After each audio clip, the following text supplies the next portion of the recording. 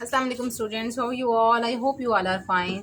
तो हमने कहानी उर्दू कहानियों का सिलसिला स्टार्ट किया था, तो उसमें ये दूसरी कहानी है जिसका नाम है जादू नादरा की कहानी, और जिसका नाम है पहली कहानी का नाम है जादू की किताब।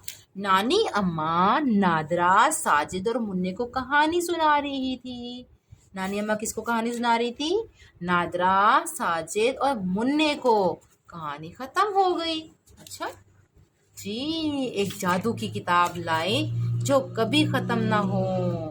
मुन्ने ने कहा कि ये कहानी तो खत्म हो गई, आप एक जादू की किताब लाएं जो कभी खत्म ना हो। क्योंकि बच्चों को कहानी सुनते हुए बहुत मजा आता है, तो कहते हैं कि एक ऐसी स्टोरी हो जो कि कभी खत्म ना हो। नानी अम्मा ने झूठ मूठ मुन्ने का माथा खटखटाया। जादू की किताब, तुम यहाँ हो। फिर नानी अम्मा बोली, अच्छा तुम लोग खिड़की से बाहर देखो, जो कुछ नजर आए उससे खुद कहानियां बना लो। नादरा, साजिद और मुन्ना खिड़की के बाहर देखने लगे।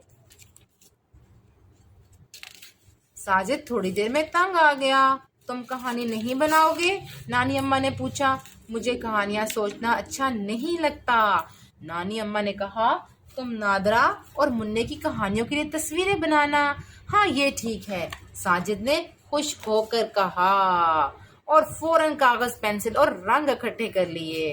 तो यहाँ पे आपको जो काम आपके पसंद का है, जिसमें आपको मजा आता है, आपको वो ही करना चाहिए। ठीक है तो प्यारे बच्चों, अब हम तो अगली कहानी है मुन्ने की कहानी। मुन्ने ने अपनी कहानी सुनाई। एक थी बिल्ली, उसको बहुत सारी कहानियां आती थी। बिल्ली ने तोते से कहा, म्याऊं म्याऊं, तुम नीचे आओ, मैं तुम्हें कहानी सुनाऊं। तोता बोला, टे टे, तुम ऊपर आओ, मैं तुम्हें कहानी सुनाऊं। बिल्ली ने कहा, म्याऊं म्याऊं, मगर मुझे तो तुम्हारी टे टे बुरी लगती है। ओ, तोता बोला, टे टे, मुझे तुम्हारी म्याऊं म्याऊं और भी ज्यादा बुरी लगती है। फिर तोते ने बिल्ली को जुबान दिखाई और फुर से उड़ गया। ये तो अच्छी बात नहीं हुई, ये तो बुरी बात है, किसी को जुबान नहीं दिखानी चाहिए। कहानी सुनाकर मुन्ना नानी अम्मा की गोद में चढ़कर बैठ गया। मगर तोता जुबान कैसे दिखा सकता है? नादरा ने पूछा। अच्छा, अब मुझे कहानी सोचने दो। अब वो नादरा कहानी सोच रही है। ठीक है, तो अब हम आते हैं नादरा की कहानी की तरफ।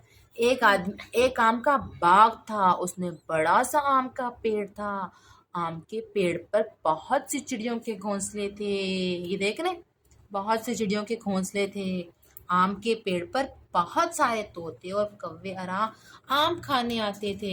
ये देखें, बाग के कोने में एक छोटा सा पौधा था। पौधा बहुत उदास था। ये है पौधा और उदास है। सबको आम का पेड़ बहुत अच्छा लगता था। वो सोचता, मेरे पास कोई नहीं आता। एक दिन अचानक पौधे को गुदगुदी हुई। पत्तियों में से एक कली फूट पड़ी। पौधा बहुत हैरान हुआ।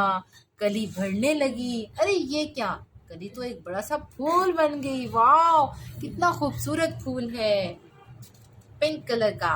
ये तो गुलाब का फूल है। बुलबुल बोली, गुलाब का फूल तो फूलों का बादशाह होता है। पौधा बहुत खुश हुआ। पौधे के पास सब आने जाने लगे। बुलबुल बार बार आई, शहद की मक्खियां आई, तितलियां आई।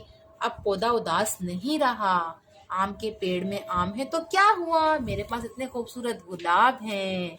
पौधे ने सोचा। जी तो प्यारे बच्चों, हमें हर हाल में अल्लाह का शुक्र अदा करना चाहिए। तो कैसी लगी आपको ये प्यारी प्यारी कहानियाँ, मुझे ज़रूर बताइएगा। अपना ख्याल रखिएगा। अल्लाह हाफिज़।